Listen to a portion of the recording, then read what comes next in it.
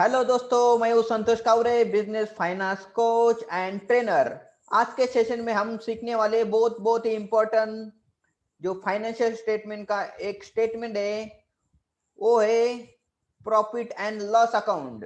Correct. हमने देखा था कल के सेशन में, तो बैलेंस शीट है वो कैसा बिल्ड करते हैं और बैलेंस शीट कितना इंपॉर्टेंट होता है ईच एंड एवरी बिजनेस के लिए। एज एन अकाउंटेंट हमें बैलेंस शीट को कैसे बिल्ड करते हैं, कौन से प्राइमरी ग्रुप होते हैं, कौन से सेकेंडरी ग्रुप होते हैं और कौन से लेजर से होते हैं बैलेंस शीट में और कैसे क्रिएट किया जाता है, वो हम कल देखा है हमने सबने। तो आज हम देखने वाले सीखने वाले हैं कि सबसे इंपॉर्टेंट जो स्टेटमेंट होता है किसी भी ऑर्गेनाइजेशन में, किसी भी कंपनी में, वो होता है कि प्रॉफिट ऑन लॉस अकाउंट। तो जैसे हम आगे जाके एंड ऑफ द सेशन हो जाएगा तो वहां पे आपको बहुत सारी क्लैरिटी आने वाली है कि फाइनेंशियल स्टेटमेंट में सबसे इंपॉर्टेंट जो स्टेटमेंट होता है वो प्रॉफिट ऑन लॉस अकाउंट क्यों होता है। जब हम आखिर तक आएंगे तब तक आपको सभी क्लैरिटी मिलने वाली है। तो सभी लोगों ने आखिर तक जरूर देखने का, इसको कंप्लीट करने के इसको। चलो ठीक है, तो आपके अकॉर्डिंग मुझे टाइप करके बताओ कि फाइनेंशियल स्टेटमेंट जो प्रॉफिट ऑन लॉस अकाउंट होता है वो क्या होता है actually. What is the use of the profit on loss account. Type करके मुझे बताओ कि what is the use in any company of profit on loss statement. Statement का क्या यूज होता है, टाइप करके मुझे बताओ व्हाट इज द यूज। क्यों बनाते हैं profit and loss account in any of organisation. सभी लोगों ने मुझे आंसर देना एक्सपेक्टेड है। क्यों बनाते हैं, income and expenses.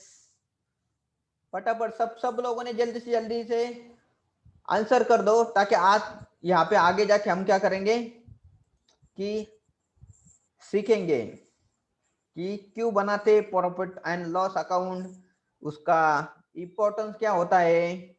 Company running in profit और लॉस।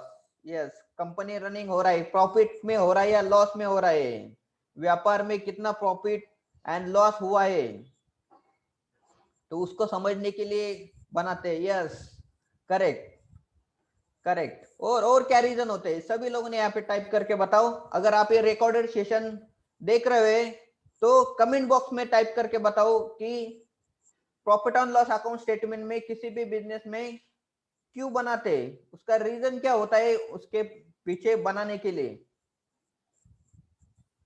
Correct, yes. तो यही है, सभी लोग जो है आंसर दे रहे हैं यहाँ पे। सभी लोगों ने ये जो इंटरेक्टिव सेशन होने वाले आगे जाके, सभी लोग जितना इंटरेक्टिवली यहाँ पे आंसर देंगे उतना ज्यादा हम ज्यादा जल्दी से सीखेंगे और एज अ मोटिवेट होंगे कि इंटरेक्शन रहेगा कि नहीं, कि मैं सिर्फ अकेले यहाँ से मैं लेक्चर दे रहा हूँ। आप लोग सब लोग जो इन्वॉल्वमेंट होना चाहिए, जितना ज्यादा आपका भी इन्वॉल्व रहेगा, इन्वॉल्वमेंट रहने वाला है, उतना ही आप ज्यादा फास्ट सीखेंगे और जल्दी से समझ में आने वाला है।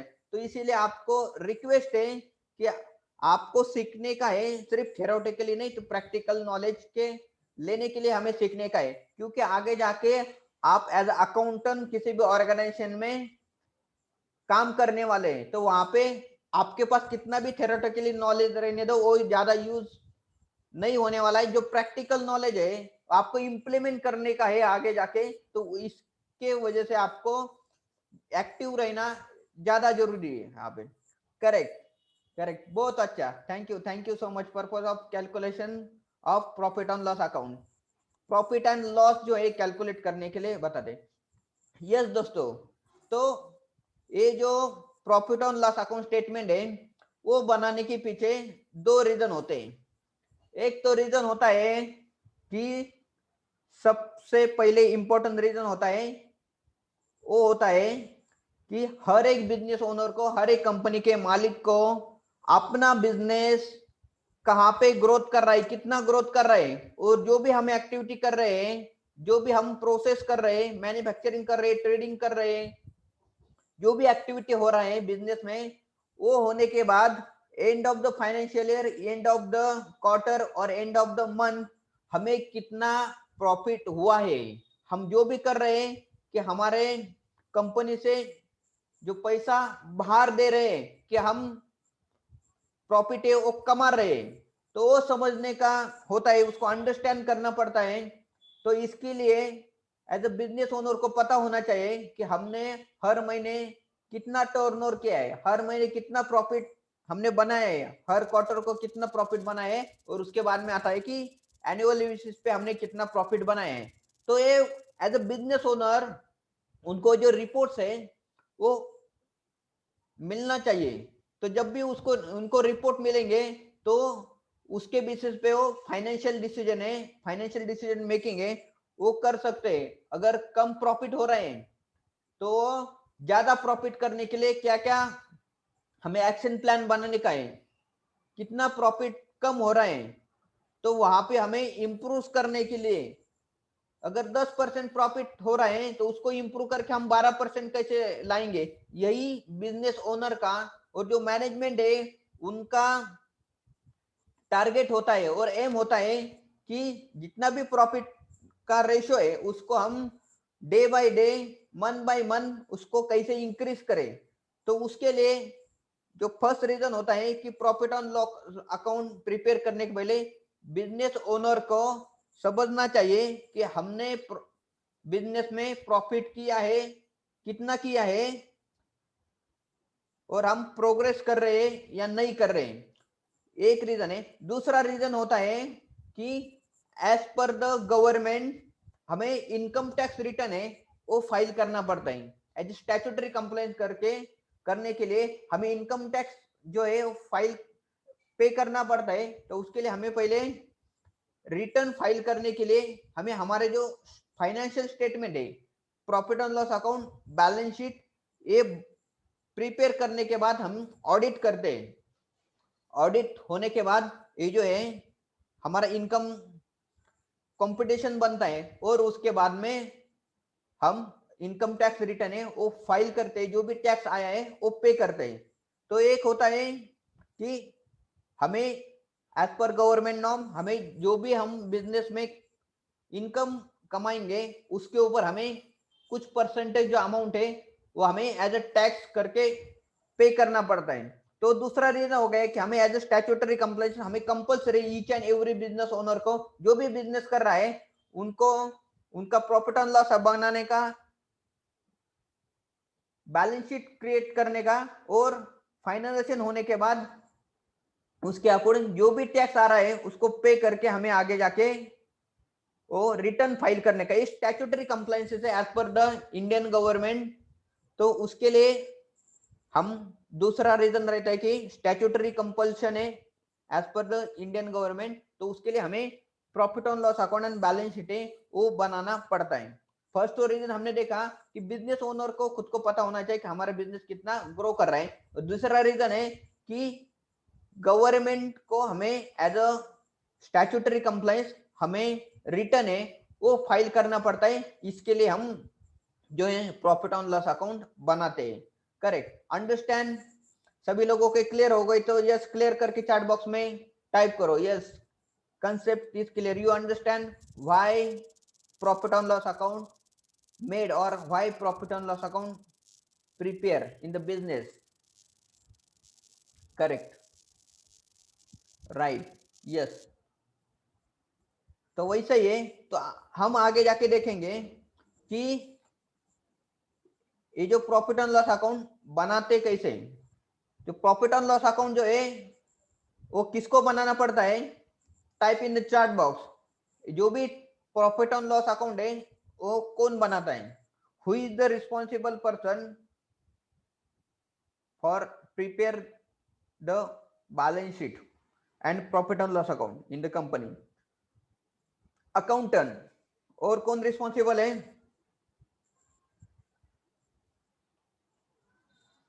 सभी लोगों ने टाइप करो, who is the responsible person to prepare a financial statement, whether that's a balance sheet or profit and loss account. Type in the chat box।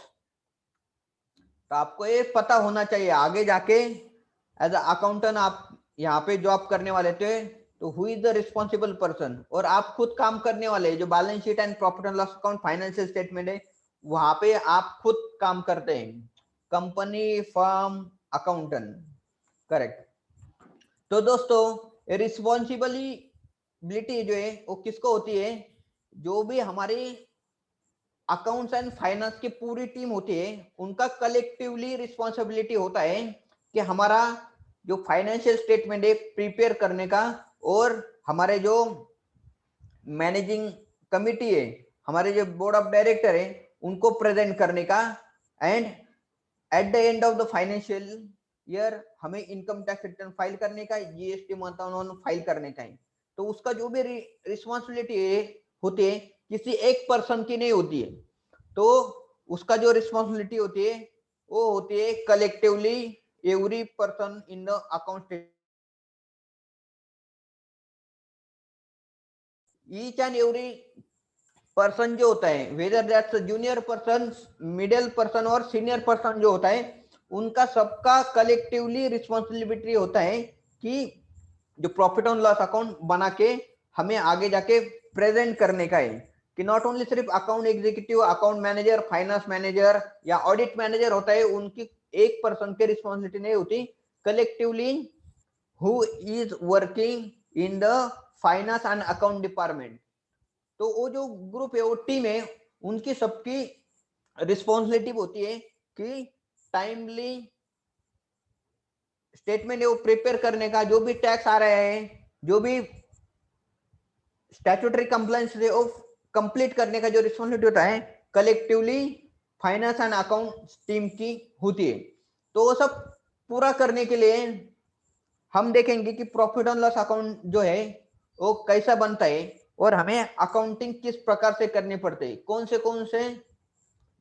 Groups होती है, प्राइमरी, सेकेंडरी एंड लेजर्स जो है हमें आगे जाके tally में create करने का है, वो हम यहाँ पे आज सीखने वाले हैं, करेक्ट।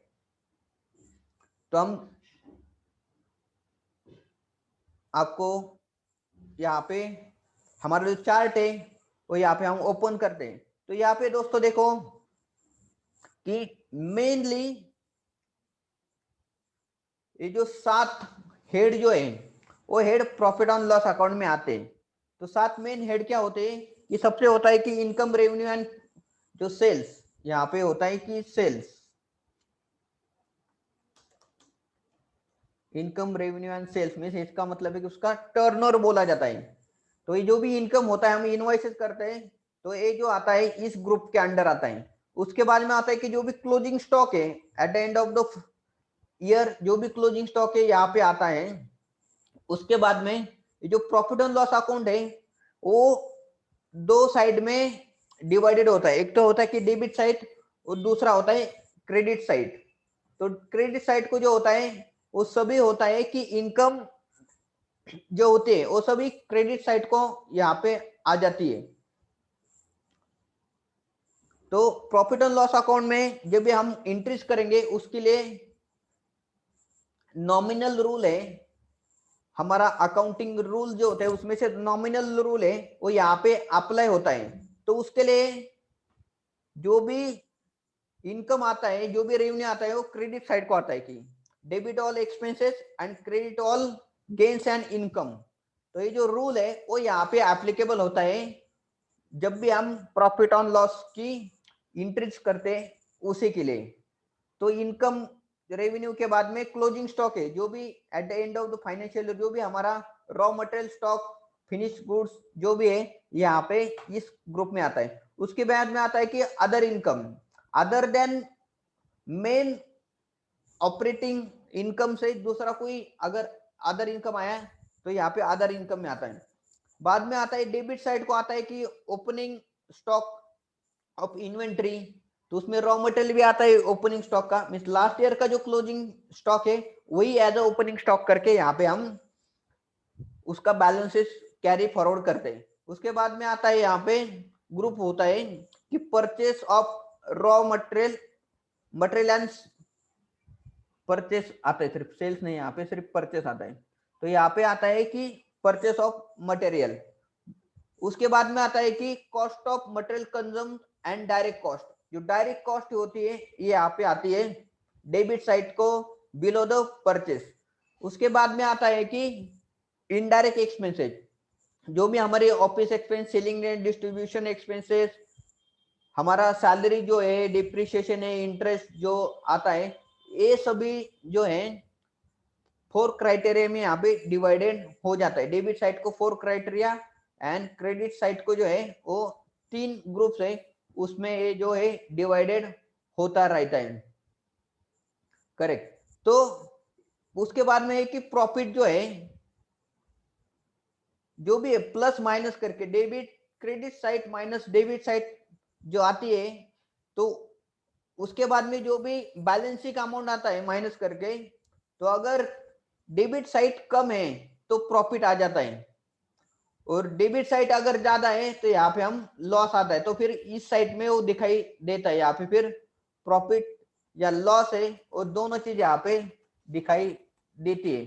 तो आप बिजनेस में आपने प्रॉफिट किया है, लॉस किया है, आपको ये जो 7 चीजें वो बनने के बाद आपको मिलते हैं। ये जो प्रॉफिट और लॉस अकाउंट है वो एक ही depend on your business activity, आपका कितना बिजनेस किया है उसके बेसिस पे आपका प्रॉफिट आएगा या लॉस आता है।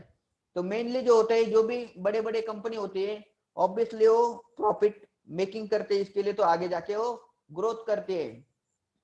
तो यहाँ पे ये जो 7 जो क्राइटेरिया, जो भी ग्रुप है, आपको याद रखने के आपके प्रॉफिट एंड लॉस अकाउंट, ये वर्ड भी किसी ने अगर यहाँ पे आपके माइंड में आया, आपको किसी ने पूछा, तो ये जो चार्ट है आपके माइंड में एकदम फिट बैठना चाहिए।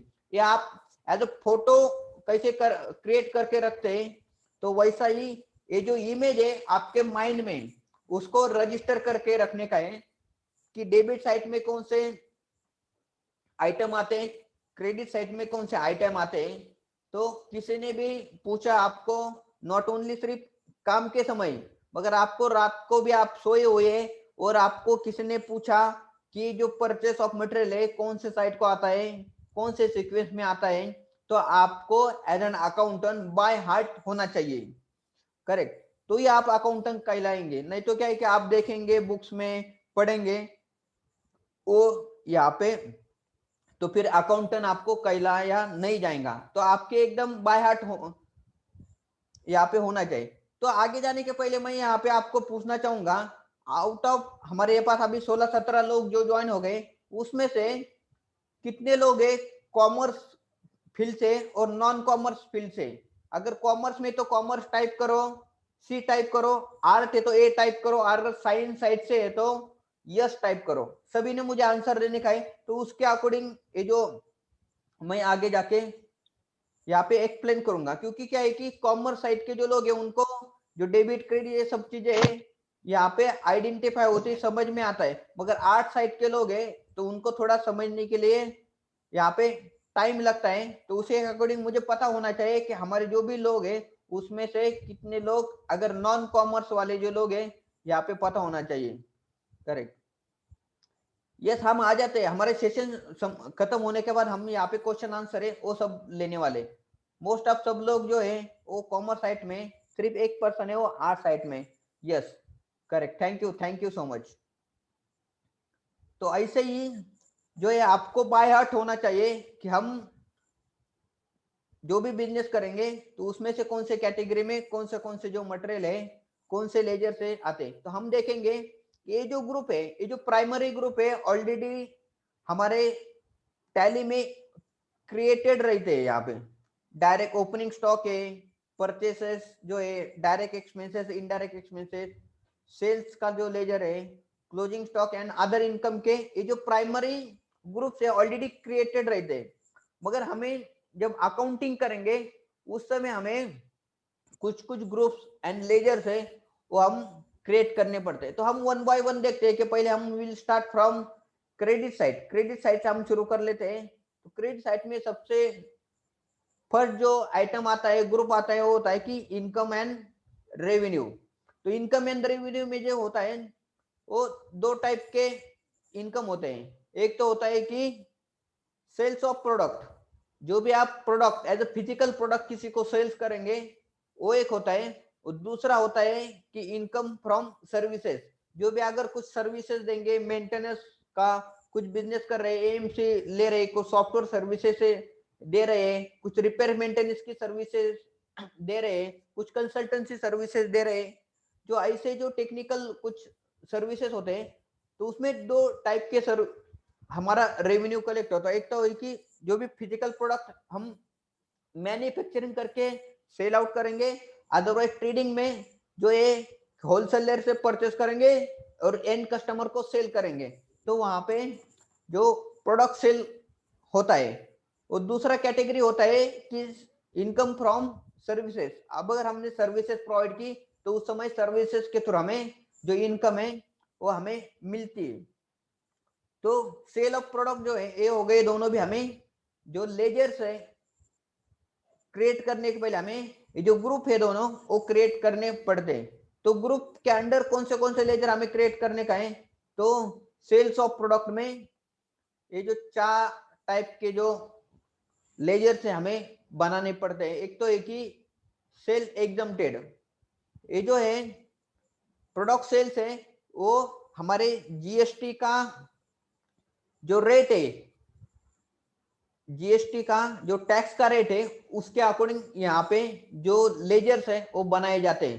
तो जीएसटी के कुछ कुछ जो मटेरियल है, कुछ कुछ जो प्रोडक्ट है वो एग्जम्प्टेड होते हैं, उसके लिए जीएसटी एप्लीकेबल नहीं होता है, तो उसको बोलते हैं कि एग्जम्प्टेड सेल्स। सेल्स एग्जम्प्टेड करके वहां पे जो लेजर्स है वो हमें क्रिएट करने पड़ते हैं। उसके बाद में एक ही सेल जो है उस मटेरियल के ऊपर 5% जीएसटी होता है, तो उसके लिए सेल्स 5% जीएसटी के जो भी मटेरियल है इस लेजर में अकाउंटिंग किया जाएगा। उसके बाद में होता है कि 12% जीएसटी, तो उसके लिए नया एक लेजर क्रिएट करना पड़ेगा, सेल्स 12% जीएसटी। और उसके बाद में होता है कि 18% जीएसटी। ऐसे जो अलग अलग टाइप रेट के अगर जीएसटी है तो उसके लिए हमें अलग अलग लेजर से बनाना पड़ता है। तो ये हो गए कि हमारा जो प्रोडक्ट सेल्स है, तो जो भी प्रोडक्ट सेल्स है हमें उसके लिए अलग अलग जीएसटी रेट के अकॉर्डिंग अलग अलग लेजर से हमें क्रिएट करने पड़ते हैं। और दूसरा जो क्राइटेरिया आता है वो है कि इनकम फ्रॉम सर्विसेज। सर्विसेज से जो भी इनकम आता है तो उसके लिए सिर्फ एक ही लेजर बनाया जाता है, sales service charges received 18% GST. 18% GST services के लिए। ये एक ही लेजर क्यों क्रिएट करना पड़ता है दोस्तों, इसीलिए क्रिएट करना पड़ता है क्योंकि सर्विसेज के लिए सिर्फ 18% जीएसटी सिर्फ एप्लीकेबल है, उसके लिए अलग अलग जीएसटी एप्लीकेबल नहीं है। जैसा प्रोडक्ट के लिए अलग अलग जीएसटी एप्लीकेबल होता है, मगर सर्विसेज के लिए सिर्फ एक ही जीएसटी का रेट है 18%। तो उसी के लिए हमें एक ही लेजर जो है वो क्रिएट करना पड़ता है, मल्टीपल लेजर क्रिएट करने की जरूरत नहीं है, because of there is no multiple rate in the GST. Correct, understood. तो हम आगे जाके जाते हैं कि सेल्स रेवेन्यू होने के बाद जो क्लोजिंग स्टॉक है तो उसको हम कैसे डिफाइन करेंगे, उसको कैसे हम जो स्टॉक आइटम है हम क्रिएट करने वाले हैं। तो यहाँ पे जो क्लोजिंग स्टॉक में यहाँ पे 3 टाइप ऑफ क्लोजिंग स्टॉक जो है वो होते हैं। एक तो होता है कि सबसे पहले रॉ मटेरियल, जो भी हमने रॉ मटेरियल परचेस किया है उसको ऊपर हमने कुछ भी प्रोसेस नहीं किया है, एज इट इज हमारे जो वेयर हाउस में या हमारा फैक्ट्री वहां पे हमने स्टॉक रूम में उसको रखा है, तो वहां पे रॉ मटेरियल ऑफ स्टॉक है, उसको एक ग्रुप करना पड़ता है क्रिएट। उसके बाद में आता है कि इन्वेंटरी ऑफ फिनिश गुड्स, जो भी हमने रॉ मटेरियल से जो फिनिश गुड जो प्रोडक्ट है हमारे वो बनाए, तो उसका एक जो ग्रुप है वो बनाया जाता है। और उसके बाद में आता है यहाँ पे स्टॉक इन WIP, कहाँ कहाँ पे कुछ कुछ जो मैन्युफैक्चरिंग यूनिट होती है उनका जो मैन्युफैक्चरिंग प्रोसेस होता है, उनका एक मशीन बनाने के लिए मे बी 4-5-10 दिन या 15 दिन वो चलता रहता है, जो भी ऑनगोइंग एक्टिविटी है। और वो जब तक प्रोसेस कंप्लीट नहीं हुई है तब तक उसको है WIP स्टॉक जो है उस कैटेगरी में डिफाइन किया जाता है।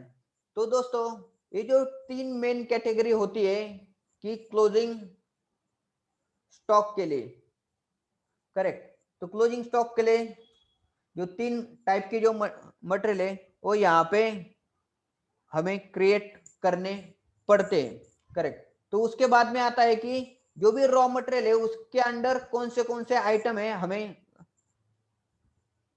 क्रिएट करेंगे। एक तो एक ही प्रोडक्ट वाइज जितने भी प्रोडक्ट अलग अलग है उसको आपको प्रोडक्ट 1 2 3 4 5 आपके पास अगर 100 प्रोडक्ट है तो उसके लिए 100 इन्वेंट्री के आइटम है वो हमें टैली में क्रिएट करने पड़ते हैं। तो अभी सिर्फ हमने एग्जांपल के लिए मैं प्रोडक्ट 1 प्रोडक्ट को ऐसे नाम दिया है। अगर जितने ज्यादा प्रोडक्ट है, जितने मल्टीपल प्रोडक्ट है, उतने ही ज्यादा हमें आइटम स्टॉक आइटम में क्रिएट करने पड़ते हैं। सेम वैसा ही आता है कि इन्वेंट्री में भी हमारा जो भी फिनिश प्रोडक्ट है तो यहाँ पे भी आता है कि प्रोडक्ट 1 एंड प्रोडक्ट 2 3 4 5 जितने भी आपके पास फिनिश प्रोडक्ट बनेंगे उतने ही आपको आगे जाके आइटम जो है स्टॉक आइटम क्रिएट करने पड़ेंगे इन्वेंट्री के अंडर। इन्वेंट्री के अंडर ये जो पूरे स्टॉक आइटम है वो क्रिएट करने पड़ते हैं। तो एग्जांपल के लिए सिर्फ हमने प्रोडक्ट 1 2 ऐसा लिखा है, मगर जब भी आप फिजिकली प्रैक्टिकली जब काम करेंगे अकाउंट्स में तो उस समय जो भी एक्चुअल नेम है, जो प्रोडक्ट का नेम है, वो प्रोडक्ट का नेम आपको यहाँ पे लिखना पड़ता है। उसी नाम से आपको जो इन्वेंट्री आइटम है वो क्रिएट करना पड़ेगा टैली में, करेक्ट। और जो स्टॉक WIP है तो उसके लिए एक ही ग्रुप है वो बनाया जाता है, उसके लिए जो मल्टीपल ग्रुप नहीं होते। जब भी फाइनल प्रोडक्ट बनेगा उसके बाद में आपको प्रोडक्ट में उसको डिफाइन करना पड़ता है, करेक्ट। तो उसके बाद में हम होते हैं आगे जाके देखते हैं कि अदर इनकम हमें कौन से एक्टिविटी से मिलती है और कैसे मिलती है हम देखेंगे। तो अदर इनकम है वो एक प्राइमरी ग्रुप होता है और प्राइमरी ग्रुप में हमें ऐसे जो अलग अलग जो ग्रुप है वो हमें क्रिएट करने पड़ते हैं। वो हमें अलग अलग जो ग्रुप है वो क्रिएट करने पड़ते हैं। वो होता है कि इंटरेस्ट रिसीव्ड। तो इंटरेस्ट रिसीव्ड होता है कि बहुत बार हम क्या कर लेते हैं कि फिक्स डिपॉजिट है वो हमें रखने पड़ते हैं अलग अलग पर्पज के लिए बिजनेस में। तो जो भी इंटरेस्ट आता है फिक्स डिपॉजिट के अगेंस्ट उसको इंटरेस्ट ऑन फिक्स डिपॉजिट करके एक ग्रुप है और उसके अंडर जो लेजर है वो बनाने पड़ते हैं। उसके बाद में आता है कि डिविडेंड। जो डिविडेंड है वो आता है कि जहां पे भी अगर किसी कंपनी ने कुछ शेयर से वो अगर परचेस किए और वो डिविडेंड के अगेंस्ट डिविडेंड अगर मिल रहा है तो भी यहाँ पे जो डिफाइन किया जाता है डिविडेंड।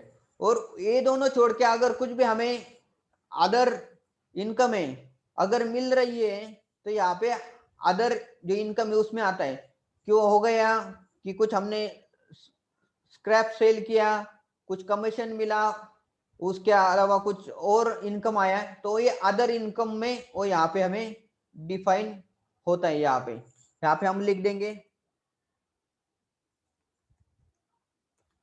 कमीशन करके। तो ये जो है ये सब चीजें अदर इनकम में यहाँ पे और एक ग्रुप है वो यहाँ पे क्रिएट होता है और उसके अंडर कमीशन और अलाउ कुछ भी किसी भी टाइप के जो अदर इनकम है आ जाएंगी। तो हमें अदर इनकम के प्राइमरी कैटेगरी के अंडर सब कैटेगरी और जो लेजर से वो यहाँ पे क्रिएट करने पड़ते हैं, करेक्ट। तो ये जो है ये सब चीजें है हमारा क्रेडिट साइड में आता है। जो भी रेवेन्यू जो है यहाँ पे इनकम जो है ये सभी जो है एक क्रेडिट साइड को यहाँ पे आता है। उसके बाद हम देखेंगे यहाँ पे दोस्तों कि डेबिट साइड को क्या क्या आता है। डेबिट साइड को जो भी एक्सपेंसेस जो है परचेस जो है आइटम वो सब जो आइटम है ये हमारा जो रेवेन्यू साइड को नहीं, ताकि ये जो डेबिट साइड को आता है। तो उसमें देखेंगे ओपनिंग स्टॉक जो होता है वो सेम 3 कैटेगरी में बनता है। तो होता है कि रॉ मटेरियल, फिनिश प्रोडक्ट और WIP। जैसा ओपनिंग स्टॉक होता है सेम वैसे ही क्लोजिंग स्टॉक होता है। सेम आइटम जो है हमें एक ही बार क्रिएट करने पड़ते हैं और ओपनिंग एंड क्लोजिंग में वो डिफाइन होते हैं अकॉर्डिंग टू डेट। डेट के अकॉर्डिंग जो है वो ओपनिंग एंड क्लोजिंग हर महीने यहाँ पे ऑटोमेटिकली क्रिएट करने पड़ते हैं। तो यहाँ पे क्लोजिंग स्टॉक के लिए अलग आइटम एंड ओपनिंग स्टॉक के लिए अलग आइटम ऐसा नहीं होता है, एक ही बार आइटम जो है हम क्रिएट करेंगे हमारे जो टैली में उसके लिए। तो यहाँ पे भी प्रोडक्ट 1 2 3 जो है यहाँ पे भी वैसा ही सेम बनता है यहाँ पे, करेक्ट। तो ये हो गया हमारा ओपनिंग स्टॉक। ओपनिंग स्टॉक के बाद में आता है कि परचेस ऑफ मटेरियल। जो भी हम परचेस मटेरियल करेंगे तो वहां पे भी हमें सेम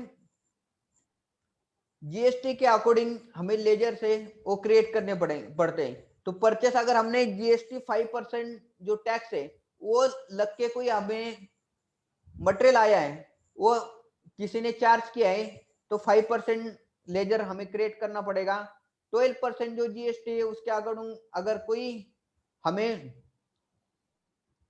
ये आया मटेरियल हमने परचेस किया तो 12% कैटेगरी में आता है। 18% का कोई मटेरियल हमने परचेस किया तो 18% के कैटेगरी के जो लेजर है वहां पे हमें अकाउंटिंग है वो करने पड़ते हैं। और हमने अगर कोई सर्विसेज हमने ले लिए कि थर्ड पार्टी से हमारा प्रोडक्ट बनाने के लिए कोई टेक्निकल फीस हमने दिया है तो जो भी हमने सर्विसेज पार्टी से लिए कंज्यूम किए हमारा प्रोडक्ट बनाने के लिए या हमारा सर्विसेज देने के लिए, तो जो भी सर्विसेज देते हैं उसके लिए सिर्फ एक ही GST के अकॉर्डिंग लेजर है वो बनाया जाता है। तो उसको हम कहते हैं कि सर्विस चार्जेस 18%। ये जो 4 टाइप के जो है हमें परचेसेस है वो करने पड़ते हैं। तो उसके बाद में और एक लेजर से वो होता है कि परचेस एग्जम्प्टेड। एग्जम्प्टेड जो भी हम परचेस करेंगे तो भी यहाँ पे परचेस के लेजर में आ जाएगा। तो एग्जम्प्टेड होता है अदरवाइज टैक्सेबल होता है, उसका छोड़ के तीसरा कौन सा भी क्राइटेरिया नहीं होता है। मगर टैक्सेबल के अंडर अलग अलग जो GST रेट है तो यहाँ पे होते हैं कि इसके लिए अलग अलग रेट है। तो जब भी हम कैलकुलेशन करते हैं तो उसके लिए हमें पता होना चाहिए कि ये जो पर्टिकुलर मटेरियल है वो कौन से रेट के अंडर आता है, करेक्ट। तो परचेस के बाद में आता है यहाँ पे हमें कि डायरेक्ट कॉस्ट, डायरेक्ट एक्सपेंसेस उसको बोला जाता है और कॉर्पोरेट में उसको कॉस्ट ऑफ मटेरियल कंज्यूम ऐसा कहा जाता है। डायरेक्ट कॉस्ट या डायरेक्ट एक्सपेंसेस उसको बोला जाता है। तो उसमें कौन से जो ग्रुप्स है हमें बनाने पड़ते हैं, एक तो की लेबर चार्जेस, ट्रांसपोर्ट कॉस्ट और अदर कॉस्ट। ये सब चीजें है कि ये जो लेजर बनाने के लिए ये 3 मेन टाइप के ग्रुप है वो हमें क्रिएट करने पड़ेंगे। तो सबसे पहले देखेंगे कि लेबर चार्जेस में कौन से लेजर है हमें बनाने पड़ेंगे। ये लेजर से हमें बनाने पड़ेंगे फर्स्ट की फैक्ट्री वेजेस एंड सैलरी। जो फैक्ट्री में जो भी वर्कर लोग काम करते हैं उनको कोई वेजेस एंड सैलरी दी तो यहाँ पे हमारा labour charges under the direct cost and direct expenses के अंडर आ जाएगा। दूसरा है कि वेजेस ओवर टाइम। बहुत बार है कि अगर कोई ज्यादा वर्कलोड आया, ज्यादा काम आया तो वहां पे लोगों को ओवर टाइम हमें करवाते हैं। तो 8-9 आवर जो भी डिफाइन होता है उससे ज्यादा अगर किसी एम्प्लॉय ने काम किया है, किसी लेबर ने वहां पे काम किया तो उनको ओवर टाइम देना पड़ता है। तो ओवर टाइम हमने कितना दिया है उसका जो अमाउंट है वो भी हमें जब भी हम फाइनेंशियल स्टेटमेंट या P&L बनाते हैं तो as a owner, as a company के जो मालिक होते हैं उनको जो रिपोर्ट हमें देने पड़ते हैं। तो हमने वेजेस तो दे दिया मगर वेजेस के अलावा एक्स्ट्रा काम जो किया है तो उसके लिए हमने कितना पैसा यहाँ पे दिया है, कितना एक्सपेंसेस किया है वो जानने के लिए भी अलग लेजर से वो बनाना जरूरी होता है। दूसरा है कि फैक्ट्री एम्प्लॉय बोनस। बोनस जो होता है कि जो भी हम दिवाली या जो फेस्टिवल के लिए बोनस देते हैं तो उसके लिए अलग से लेजर है वो यहाँ पे क्रिएट करने पड़ते हैं। उसके बाद में एक लीव इनकैशमेंट।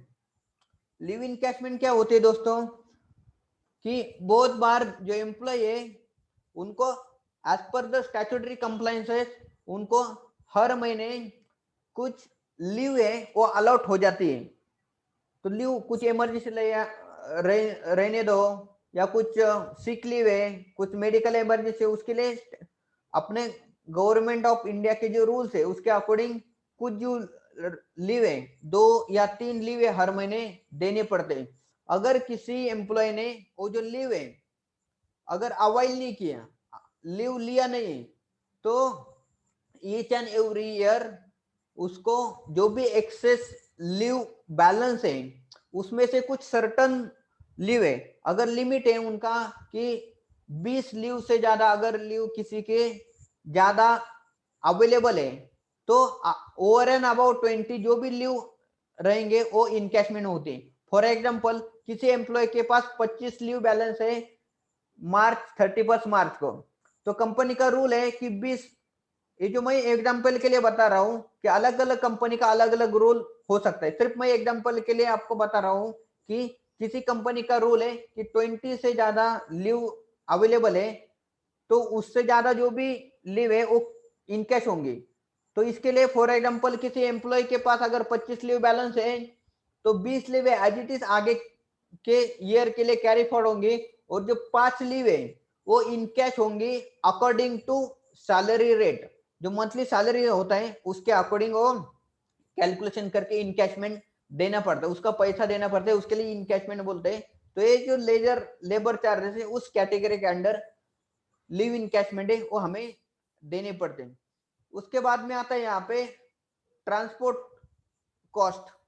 ट्रांसपोर्ट एक ही लोकल ट्रांसपोर्ट किया तो उसके लिए ट्रांसपोर्ट चार्जेस करेंगे, और इंपोर्ट आउट ऑफ इंडिया के लिए हमने कुछ परचेस किया तो वहां पे जो भी परचेस करेंगे आउट ऑफ इंडिया से इंपोर्ट करेंगे तो वहां पे इंपोर्ट फ्रेट करके हमें जो चार्जेस है वो यहाँ पे हमें देने पड़ते हैं। तो उसमें और भी आता है कि हमने अगर कोई कस्टम क्लियरेंस के लिए कुछ एक्सपेंसेस किया,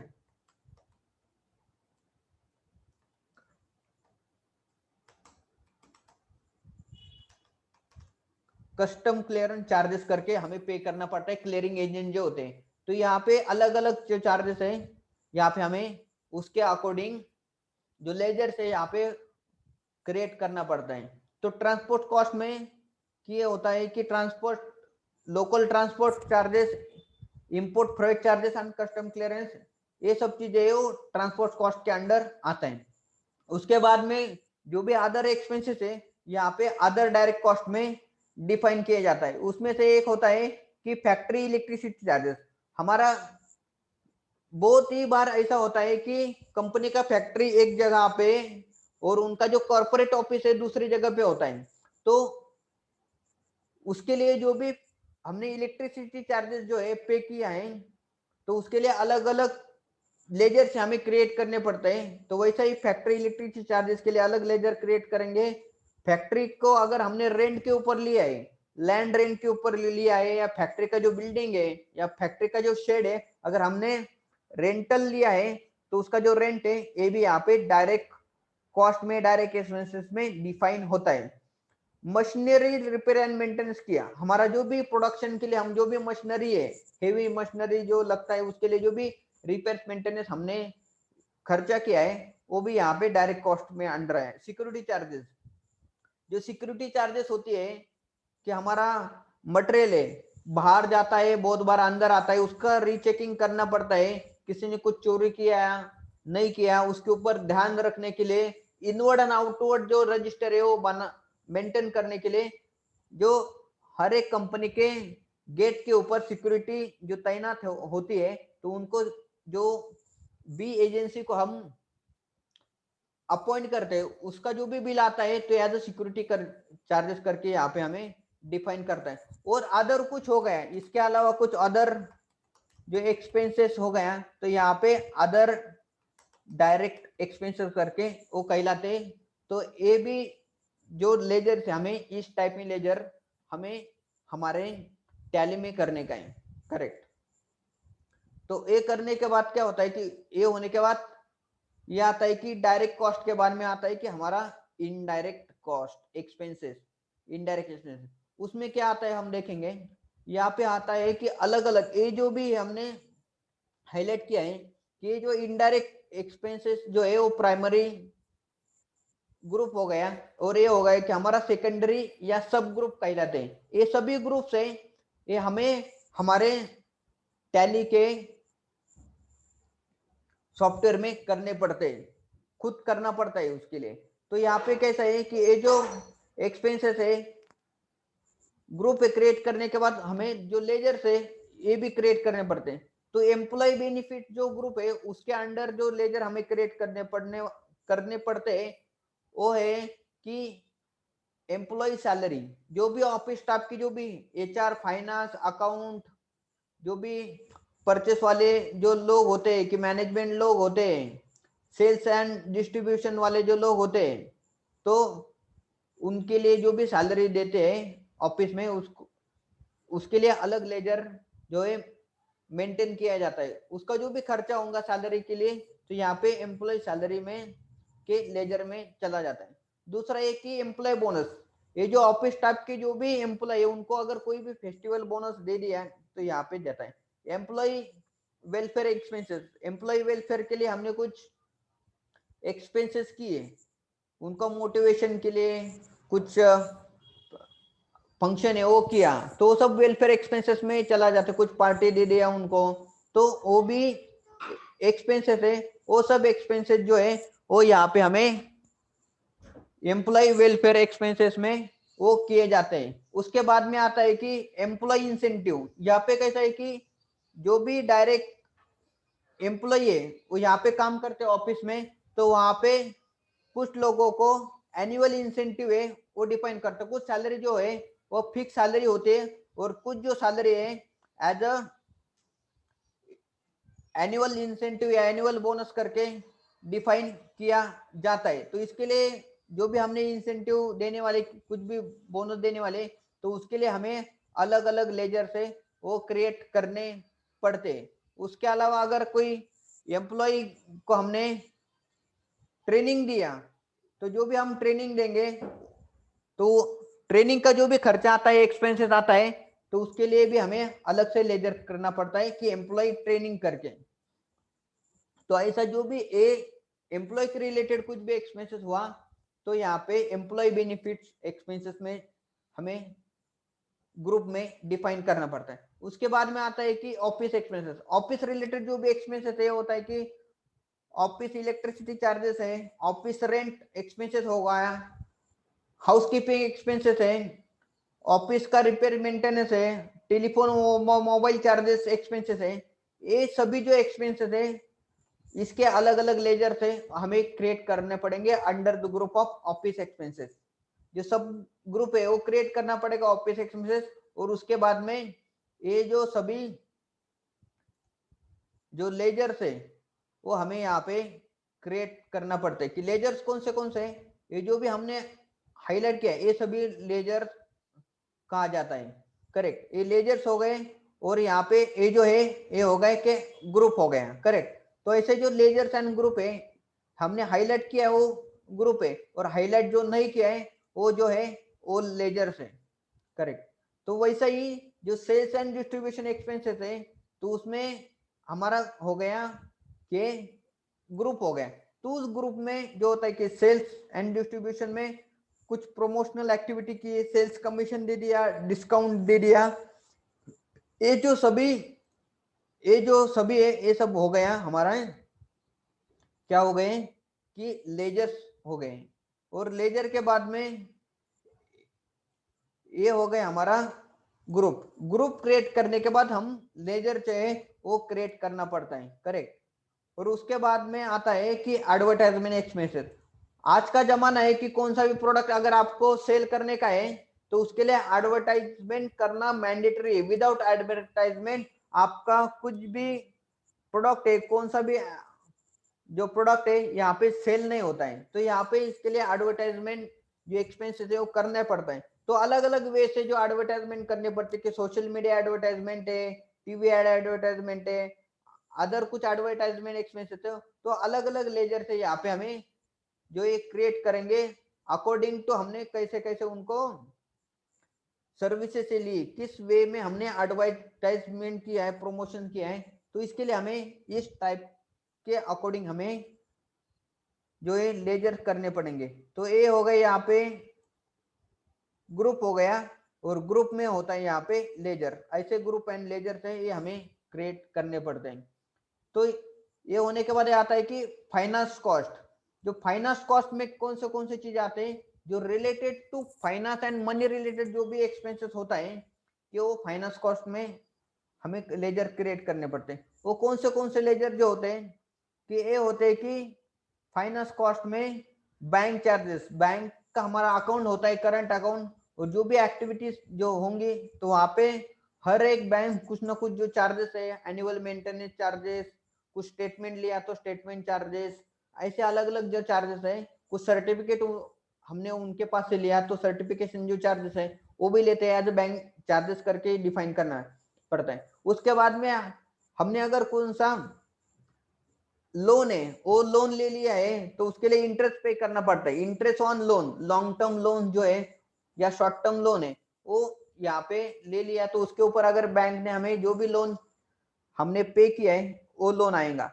दूसरा है कि interest on CCNOD, cash credit and overdraft करके एक प्रोडक्ट होता है, तो उसके ऊपर हमने कुछ इंटरेस्ट है वो पे किया तो CCNOD इंटरेस्ट है उसमें आएगा।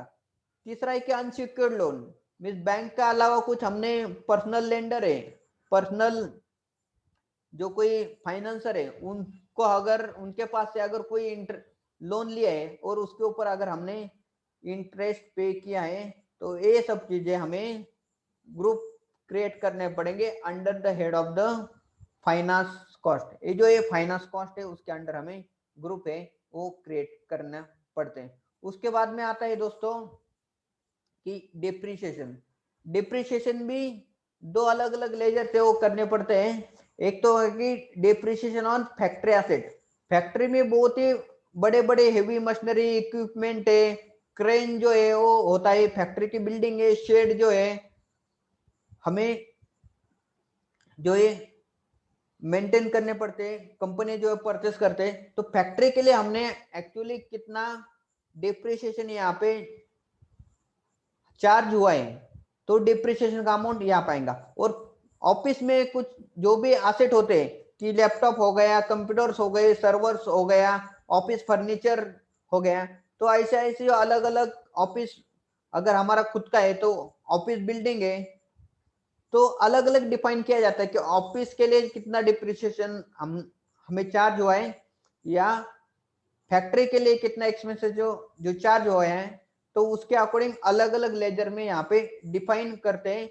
तो यहाँ पे हमें पता चलता है कि हमने कितना एक्सपेंसेस फैक्ट्री के लिए किया है डिप्रिसिएशन के लिए और कितना एक्सपेंसेस जो है वो हमारे ऑफिस टाइप के लिए किया है।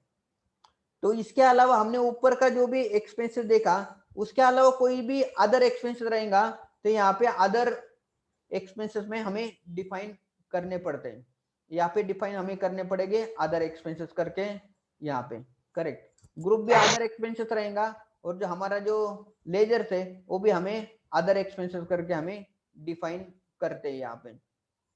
तो दोस्तों इस टाइप में जो है हमें जो बैलेंस शीट है हमें करने का है, इस टाइप में हमें जो बैलेंस शीट है वो बनाना पड़ता है।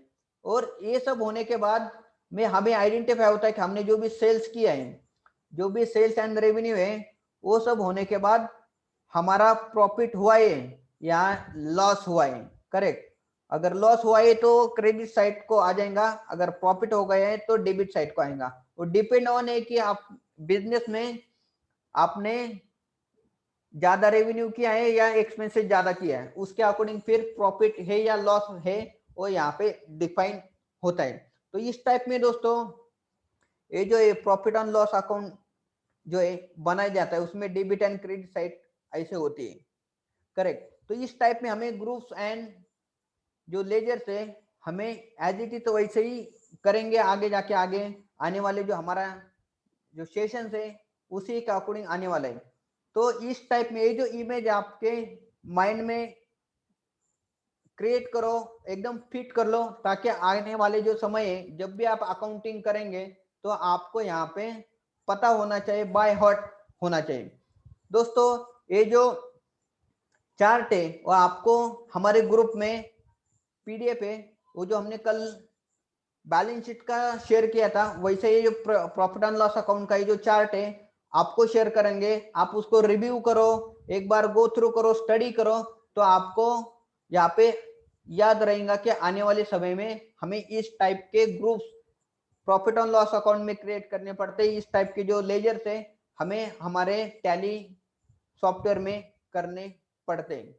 करेक्ट। तो इसी के साथ ही हम यहाँ पे हमारा जो सेशन है यहाँ पे रोक देते हैं। और आपको ये जो सेशन है कैसा लगा है, अगर आप रिकॉर्डेड सेशन देख रहे हैं तो कमेंट बॉक्स में मुझे जरूर बताइए कि आपको सेशन कितना यूजफुल हुआ है और कितना आपको आगे जाके उसका इम्पोर्टेंस पता चला है, आगे जाके आपको इसका काम में आने वाला है। ठीक है दोस्तों, थैंक यू सो मच।